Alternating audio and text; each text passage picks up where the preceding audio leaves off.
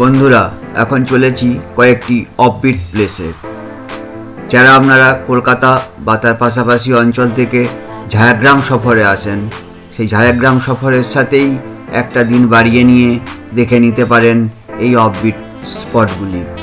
প্রথমে আমরা যাব রামেশ্বর মন্দির।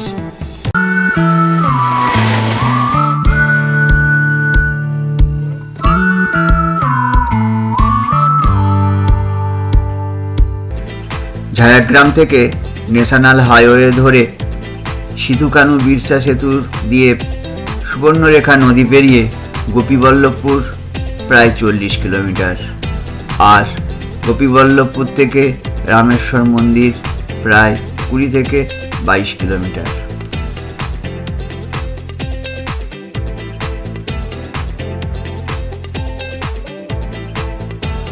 ঝাড়গ্রাম জেলার নয়াগ্রাম থানার দেউলবার গ্রামে অবস্থিত এই মন্দিরটি।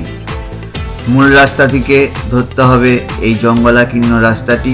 প্রায় 8 কিলোমিটার পথ অতিক্রম করলে তবেই পৌঁছানো যাবে রামেশ্বর মন্দিরে। গাড়ির পার্কিং এরিয়া, এখানে পিকনিকও করা যায়। পাশে রয়েছে রামেশ্বর অতিথি নিবাস, আর তার পেছন দিকটাতে কিছুটা গেলেই সুবর্ণরেখা নদী। সুবর্ণরেখা নদীপৃষ্ঠ থেকে প্রায় 150 মিটার উচ্চতায় ওড়িশি ভাস্কর্যে নির্মিত পাথরের তৈরি পূর্বমুখী রামেশ্বর মন্দিরে পরপর 5টি সৌধ রয়েছে: ভোগমণ্ডপ, নাট মন্দির, জগমোহন, অন্তরাল এবং মূল মন্দির বা বিমান।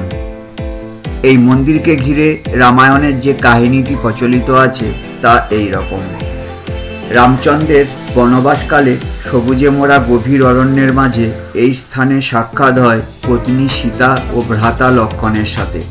সেদিন ছিল শিব চতুর্দশী, তাই শিবের ব্রত পালনের জন্য সীতা সুবর্ণরেখা নদীর তীরে বালি দিয়ে দ্বাদশ শিবলিঙ্গ তৈরি করে ব্রত রাখেন।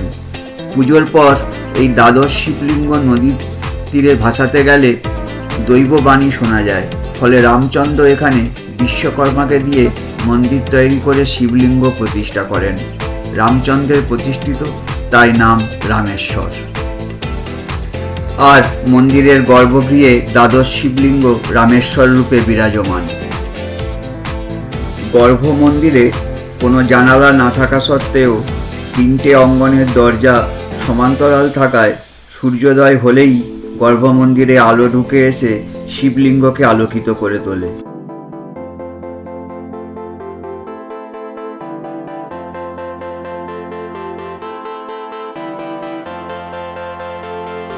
মন্দিরের সামনে পূর্ব দিকে প্রায় 70টি মতন সিঁড়ির ধাপ পেরিয়ে 30 থেকে 40 ফুট নিচে নামলে এই আয়তকার জলাশয়, মন্দিরের কুণ্ড পুকুর।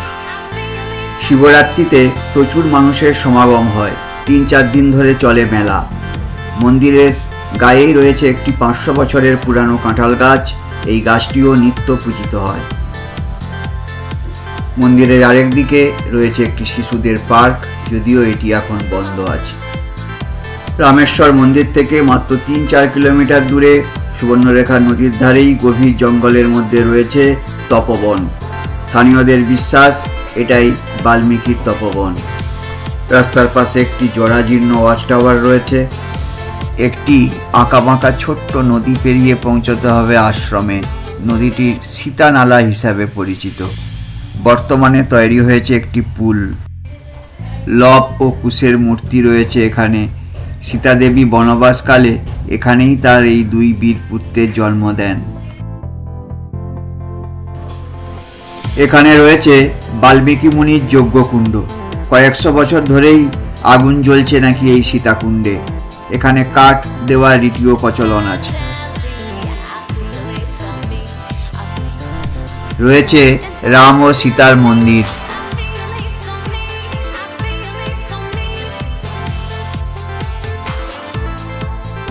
পাশেই রয়েছে বাল্মীকি মুনির সমাধিস্থল।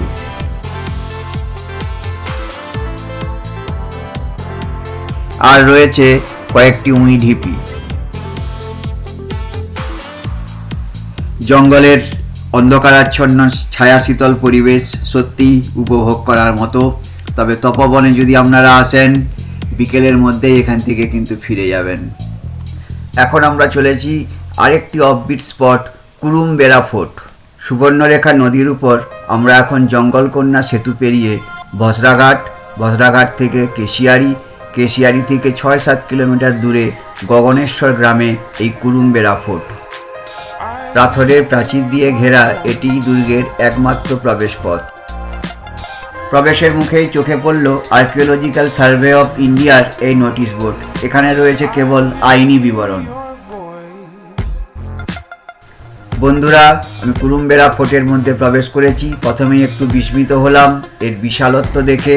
বিশাল চত্বর, পুরো সবুজ ঘাসে মোড়া। চলুন দেখে নেওয়া যাক দুর্গটি।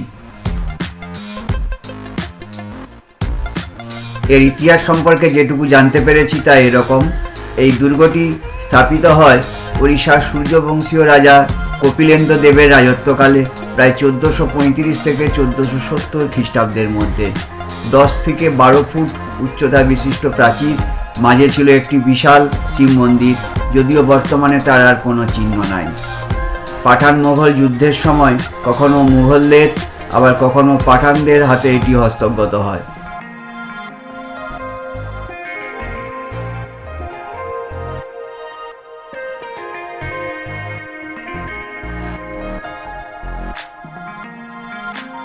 পরবর্তীকালে ঔরঙ্গজেবের রাজত্বকালে সেনাপতি তাহির খাঁ এটি দখল করেন এবং 1691 খ্রিস্টাব্দে তিনি তৈরি করেন এই 3 গম্বুজ বিশিষ্ট মসজিদ। প্রায় 63টি এরকম ছোট ছোট কক্ষ রয়েছে, 8 ফুট করে চওড়া। ওড়িশি স্থাপত্য রীতিতে এবড়ো খেবড়ো ঝামা পাথর বা ল্যাটেরাইটের উপর চুনবালির পলেস্তারা।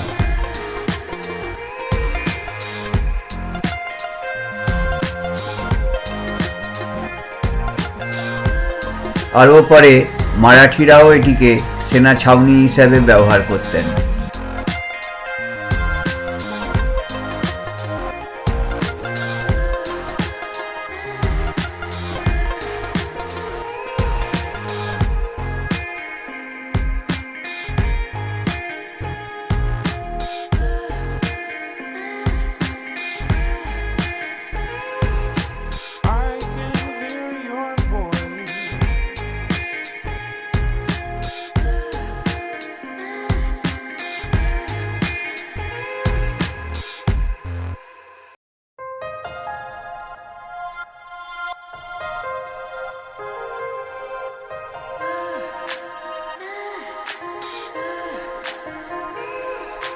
I can hear your voice.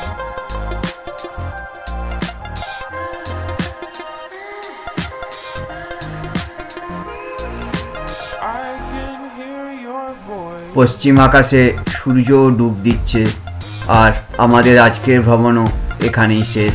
তো বন্ধুরা, কেমন লাগলো আজকের এই অফবিট স্পটগুলি অবশ্যই কমেন্ট করে জানাবেন। আর ভালো লাগলে ভিডিওটি লাইক করুন, শেয়ার করুন, কমেন্ট করুন এবং যারা এখনও চ্যানেলটি সাবস্ক্রাইব করেননি অবশ্যই সাবস্ক্রাইব করে রাখুন এই ধরনের আরও নতুন নতুন ভিডিওর জন্য। ধন্যবাদ।